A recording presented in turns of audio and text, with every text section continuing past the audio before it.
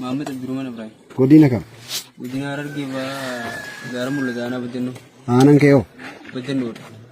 maal hojiin kee gaafatamni kee maal amma moo duraan amma makalaakaa yaanii nuuf jenna mee akkamiin gara waraanaa dhufuu dandeecheeti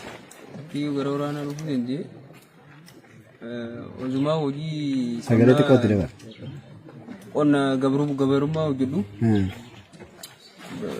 biyyaaf dhaabbataa yaanii milishaan bakka qabdee waajjira naganagan waan ajaa'iba waajjira si nagan waajjira naganaganii fincaanii fi kanaaf gabboon hin jirtu achuma keessatti ji'a tokko mokaan jireenya teessise aanaarra godinarra nu godini biyyaaf dhaabbatanii yaanii bakka eessatti leenjitamee marsaa meeqaffaa shalaqoo naannoo Amaaraa ishee nageessanii ji'a afuritti leenjise ji'a afuritti leenjite marsaa meeqaffaa marsaa 42 fayyanii meeqa baay'inni keessan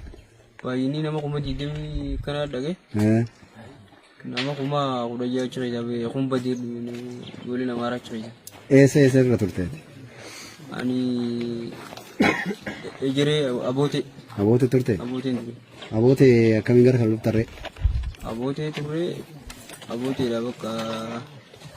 jara wata tokko gadi sun jira isaan san gargaatanii yani fuudhanii alga nu buusanii qundee bakka jedhani qundeedha qundee lola halkanii keessa hin jirtaa keessaan jira lola halkanii keessa hin jirtaa mee akkam ture xiqqoo taphachiise wees lolli ozuma bakka karaa deemaa jiru lolli nurratti halkan eessa dhaquuf deemta sin ogees qundeedhaan kaasanii gara iddoo gaara tokko jira ichitti irra bulte jaanii kinnoo ayyee ichi deemaa jiru bakka diilaatanii lolli nurratti akkam taatarre bakka baay'ee naani bakka akka malee ichi dura waa lola loltanii beekanii ture nama meeqa sinirraa dhumee gaafa ajajaan keessan du'eedha dhugaadha musof dhugaadha ajajaa amsaalaqa yanii amsaalaqa du'e eenyu maqaa isaa nama abbaa shantama ajajaa abbaa shantama maqaa isaa hin beektu maqaa isaa ballatee yanii inni Amaara ballateedha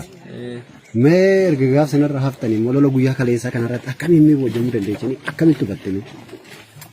kaleessaa lolli umaan jiranii yaanii dhoofan umaan jiranii yaanii osoo dhoofaa jiranii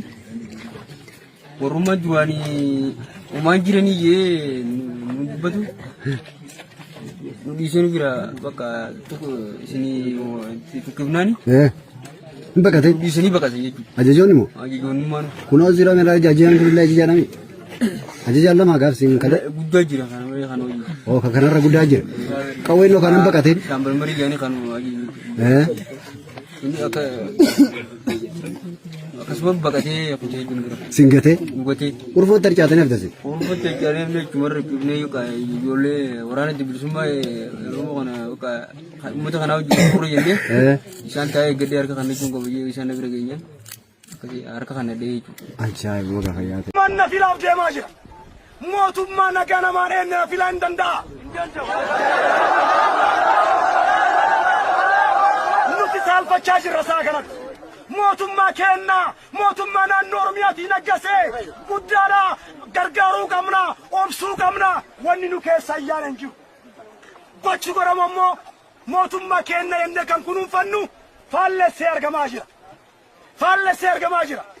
Nuti si jibbineen jiru isaa kana sila. Nuti kenna siin jenneerra sila. Laakiin yoo ati rakkinna oolchuu hin dandeenye nama rakkinna kana to'achuu danda'u barbaadata namni. Dhiigni ilmaan Oromoo dhangala'u yoo hin dhiisin, qabeenyi kenna qisaasa yoo hin dhiisin, manni amantaa gubatu yoo hin dhiisin, mootummaan hin jira jechuun nama saalfachiisa. Hin jiru jechuun mootummaa qabna, poolisa qabna, hoomaa waraanaa qabna, hunda qabna jennee fuula mootummaa deeffannee jirra. Mootummaan ilmaan isaatii miti. Yoom ol baata akka yeroo barkii aantan deemee ofii tolchanti baraallechi taate malatti mirki ummataa kan sabbamaa rukun atantamaan eeggamuu qaba.